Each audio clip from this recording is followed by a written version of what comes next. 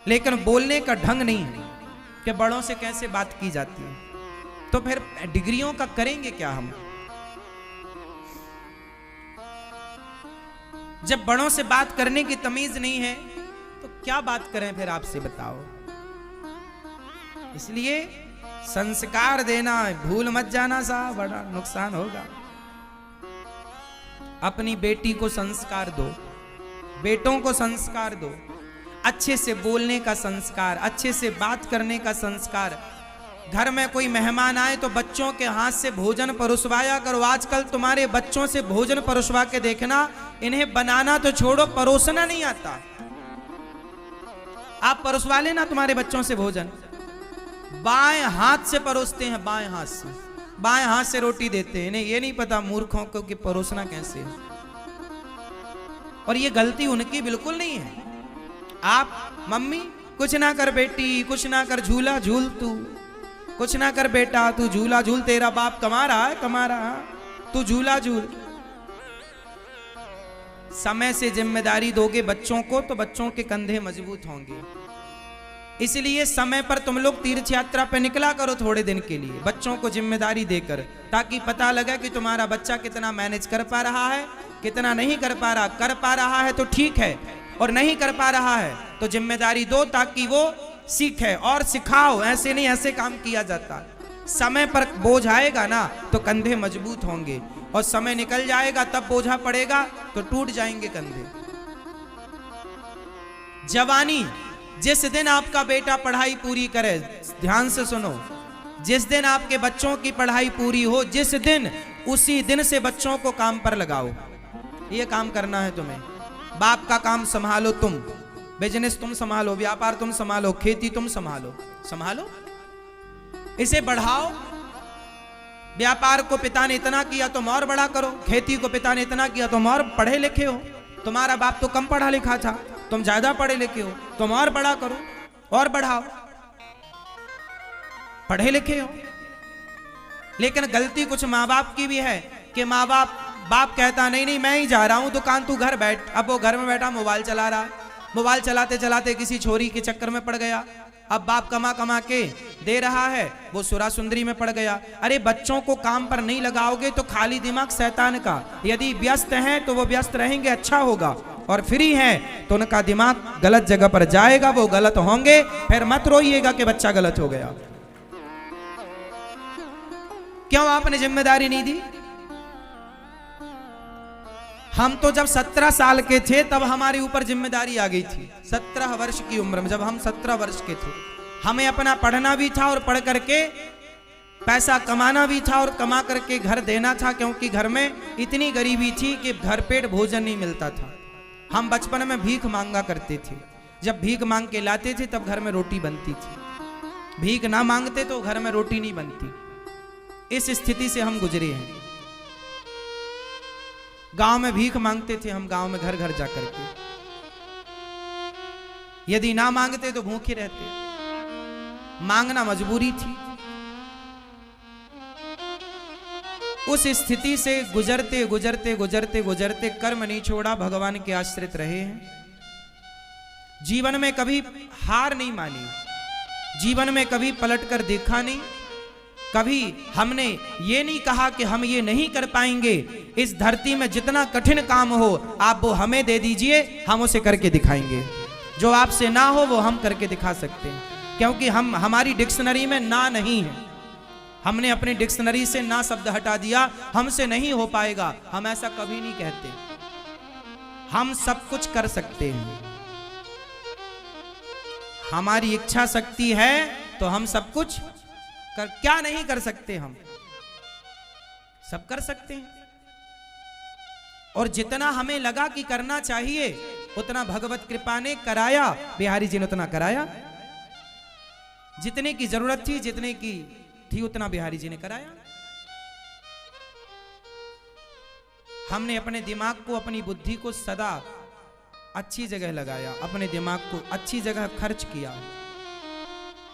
बुरे कामों में बुद्धि नहीं लगाई कभी, बेईमानी में, गलत काम में बुद्धि नहीं लगाई।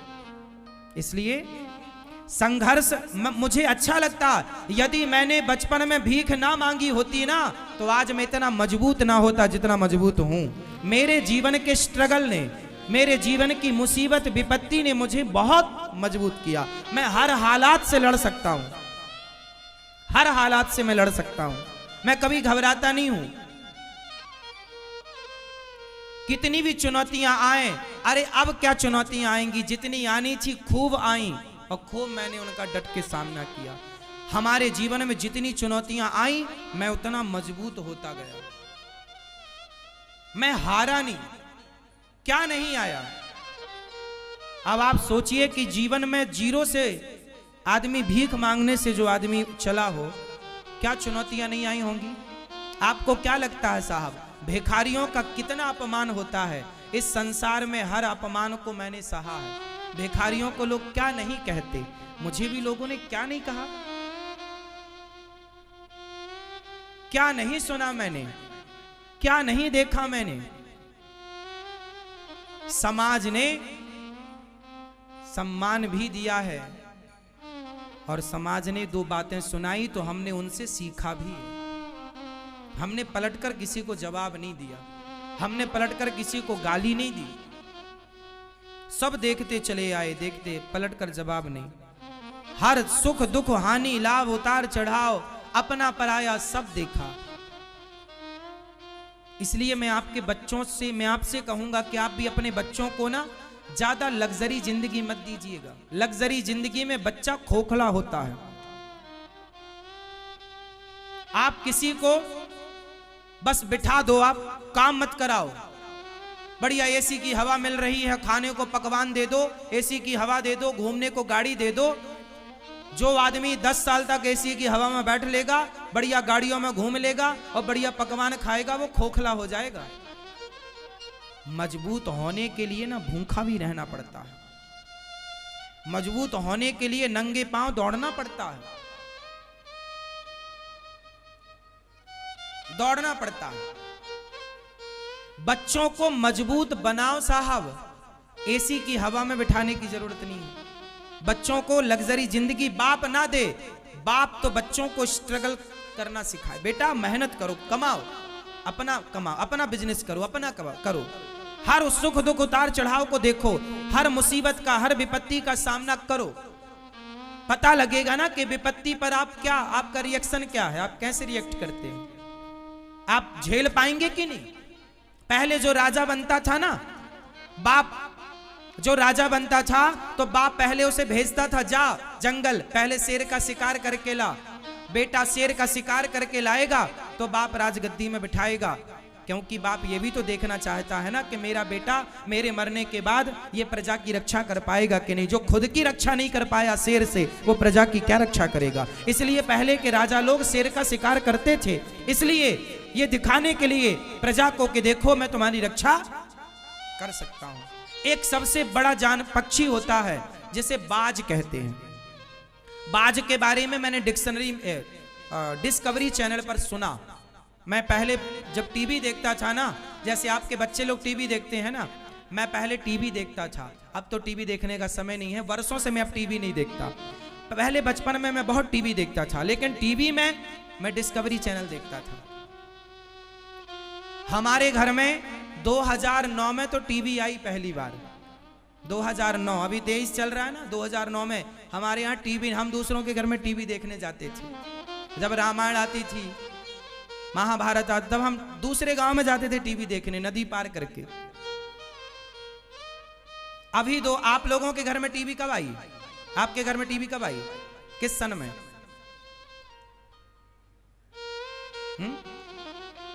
हमारे यहां हम पहली बार अपनी कमाई से जो पैसा हम कमा कर लाए, तो उस कमाई से हमने सबसे पहले 9,000 रुपए की टीवी खरीदी थी। आज भी वो टीवी 2009 में खरीदी थी, आज भी वो टीवी है। बचपन में हम गैया चराने जाया करते थे ना, तो हम जूता नहीं था हमारे पास, नंगे पांव खेतों में गैया चराते थे।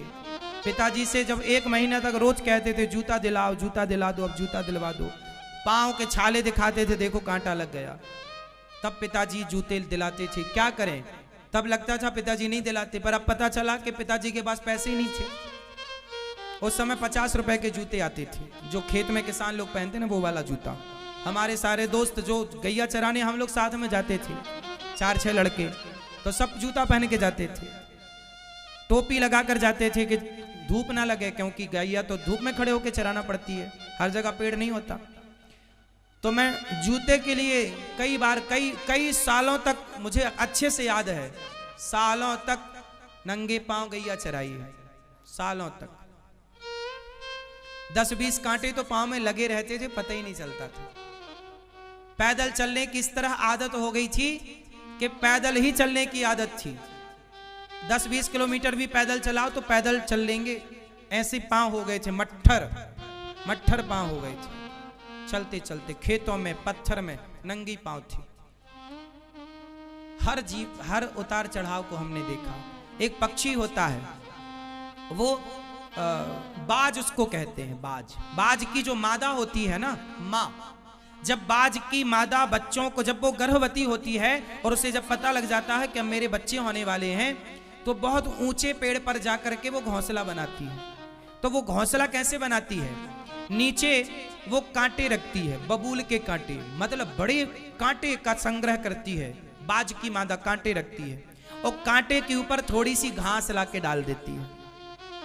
उस घोंसले में फिर अपने बच्चों को जन्म देती है, और जब उसके बच्चे से अंडे देती है, फिर अंडों से जब बच्चे निकल आते हैं, बच्चे थोड़ा 10 दिन के 20 दिन के हो जाते हैं, तो वो क्या करती है, अपनी चोंच से पकड़ पकड़ के सारी घास हटा देती है। और जब बचते हैं कांटे, अब क्या बचे? कांटे बचे। तो कांटे में उसके बच्चे ना यहां वहां भागते हैं और बार बार चुभते हैं उसके बच्चे को कांटे। किसी ने पूछा बाज से, क्यों री मादा, क्यों? बाज की मादा मतलब क्यों? तूने ये क्यों इतना कष्ट दिया अपने बच्चों को? ये ज्यादा घास और क्यों नहीं रखती, बच्चों को थोड़ा सुख मिलेगा। बाज की मादा बोली, ना, मैं अपने बच्चों को सुखी नहीं करना चाहती। यदि ये आज सुखी हो जाएंगे तो भविष्य में रोएंगे, इसलिए मैं कांटों के घोंसले में इनको पालती हूं, ताकि अभी से इनको कांटा चुभेगा तो दर्द को अभी से बर्दाश्त करने की क्षमता पैदा होगी, मजबूत बनेंगे। क्योंकि इस धरती का सबसे खतरनाक श्रेष्ठ पक्षी है बाज। श्रेष्ठ पक्षी की मां है बाज की मादा, और उसके बच्चे क्या बनेंगे? बाज जब शिकार करता है ना, तो बड़े बड़े जानवरों को भी पकड़ के उड़ जाता है, इतना बड़ा होता है बाज। जानवर फड़फड़ाता है वजन के कारण, वो बाज को भी नीचे गिरा लेता है।